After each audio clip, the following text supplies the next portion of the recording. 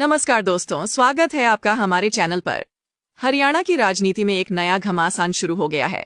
कांग्रेस ने हाल ही में राव नरेंद्र सिंह को हरियाणा प्रदेश कांग्रेस कमेटी का अध्यक्ष नियुक्त किया, लेकिन इस फैसले ने विपक्ष को बड़ा मौका दे दिया है।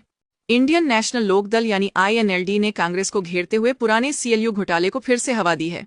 आखिर यह विवाद क्यों इतना बड़ा मुद्दा बन गया है, आइए जानते हैं।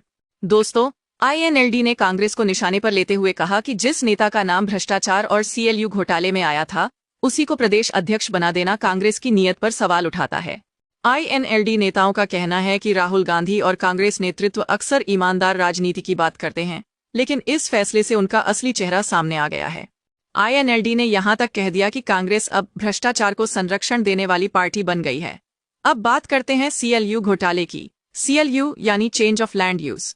हरियाणा में कई जगहों पर जमीन के उपयोग में बदलाव की अनुमति देने के नाम पर करोड़ों रुपए की लेन देन हुई। आरोप है कि नेताओं और अधिकारियों ने इस प्रक्रिया का दुरुपयोग करके निजी फायदा उठाया। इसी कड़ी में राव नरेंद्र सिंह का नाम भी सामने आया था। हालांकि आज तक उनके खिलाफ कोई ठोस कानूनी कार्रवाई नहीं हुई है, लेकिन राजनीति में आरोप और छवि बहुत मायने रखते हैं और विपक्ष अब इसी छवि को कांग्रेस पर भारी बनाने में जुट गया है। INLD के नेता और कार्यकर्ता लगातार इस मुद्दे को जनता के बीच उठा रहे हैं। रोहतक में हुई रैली में अभय सिंह चौटाला ने कांग्रेस और बीजेपी दोनों पर हमला बोला।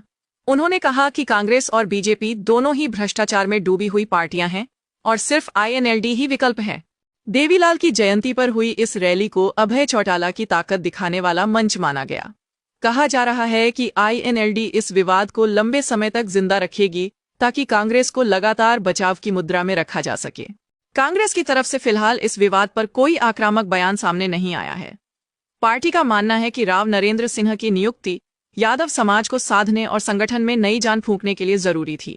कांग्रेस को उम्मीद है कि हुड्डा के अनुभव और राव नरेंद्र सिंह की सामाजिक पकड़ मिलकर विपक्ष को मजबूत बनाएगी, लेकिन INLD और बीजेपी दोनों मिलकर CLU घोटाले को लगातार उछाल रहे हैं ताकि कांग्रेस की छवि पर सवाल बने रहे।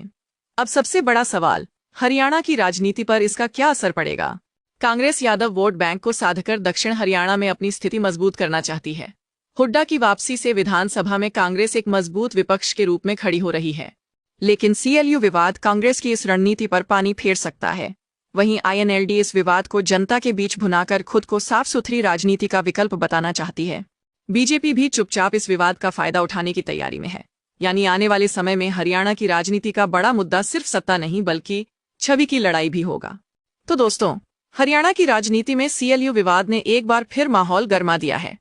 एक तरफ कांग्रेस राव नरेंद्र सिंह की नियुक्ति को सामाजिक संतुलन और संगठन की मजबूती बता रही है, वहीं दूसरी तरफ INLD और बीजेपी इसे भ्रष्टाचार से जोड़कर बड़ा मुद्दा बना रही हैं।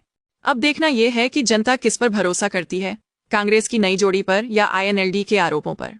आपका क्या मानना है? क्या CLU विवाद कांग्रेस की सियासी जमीन को हिला सकता है या फिर जनता इस विवाद को भुलाकर आगे बढ़ेगी?